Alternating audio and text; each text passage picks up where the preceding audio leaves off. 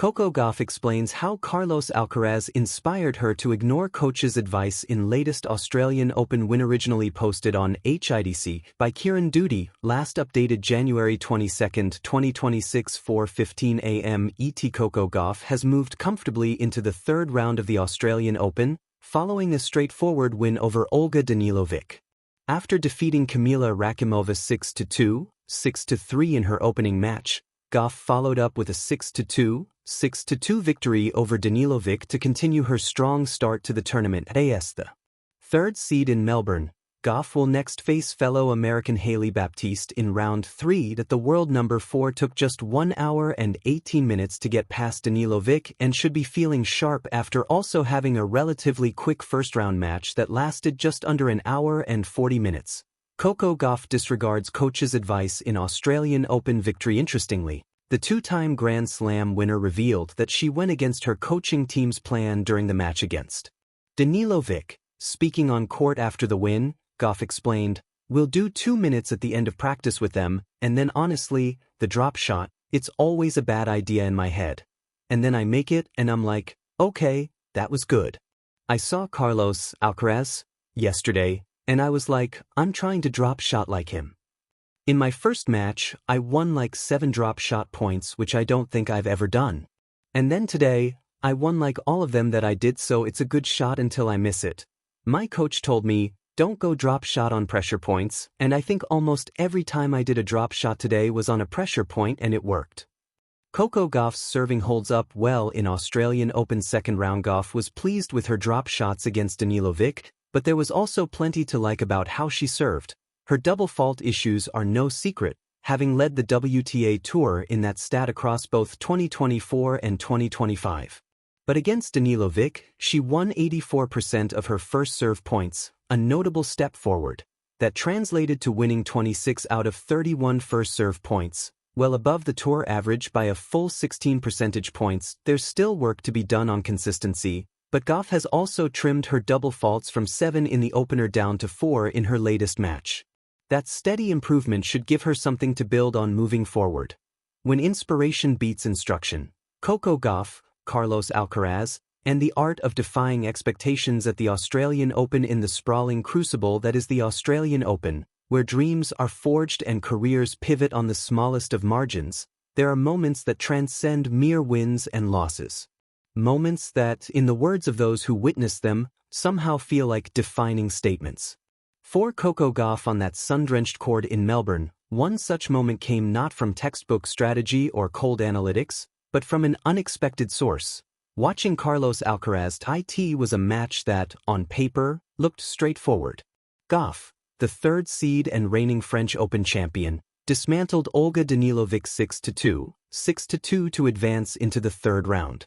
But what made headlines wasn't just the scoreline, it was why Coco played the way she did, and how a rival's flair nudged her to do something almost every coach would caution against. A moment of spontaneity begins. Coco Gauff, age 21, a two-time Grand Slam winner, and one of the most cerebral competitors on tour, has rarely been one to improvise recklessly. Her game is built on disciplined baseline strength, athleticism, and strategic precision. At least, that's how it usually plays out. But after her win over Danilovic, she revealed something that raised eyebrows. She had deliberately ignored a key piece of advice from her coaching team.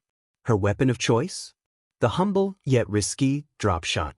My coach told me, don't go drop shot on pressure points, and I think almost every time I drop shot today was on a pressure point, Gauff said with a smile. And it worked.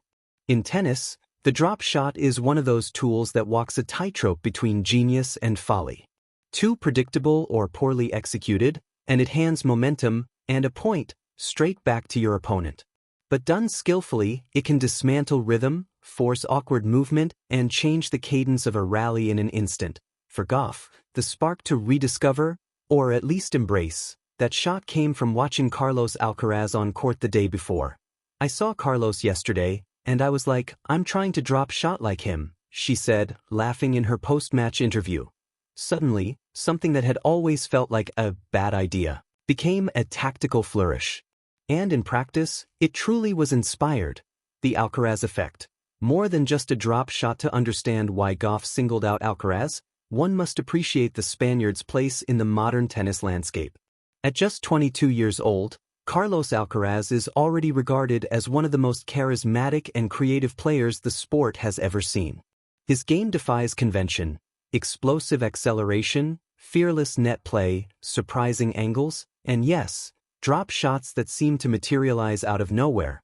Watching Alcaraz isn't just watching tennis, it's watching a master improviser in motion. When he unleashes a drop shot, it's not a gamble, it's a statement. It's as if he's declaring to his opponent, "I see more than you think." There's a swagger to it, a confidence that even at the highest level, creativity has a place.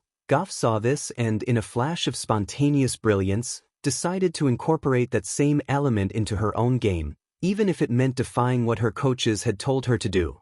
"In my first match, I won like 7 drop shot points, which I don't think I've ever done," she added.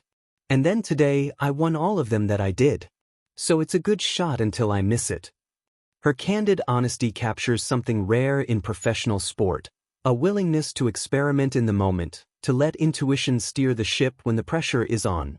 Why this matters: creativity in a calculated world in elite tennis, especially at Grand Slams, coaching and strategy are paramount. Players and their teams pore over data, patterns, and opponent tendencies down to the smallest detail. There is a plan for almost every conceivable scenario, but in the heat of competition, when every point can swing the momentum of a match, and perhaps even a career, playing the percentages is not always the path to victory.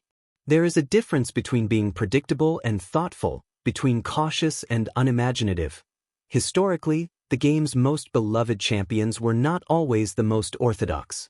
Bjorn Borg had a slice backhand that confounded opponents. John McEnroe's net rushes were poetic. Roger Federer's variety was effortless. And Rafael Nadal's lefty forehand kick was lethal. Each of these players brought something unexpected to their game,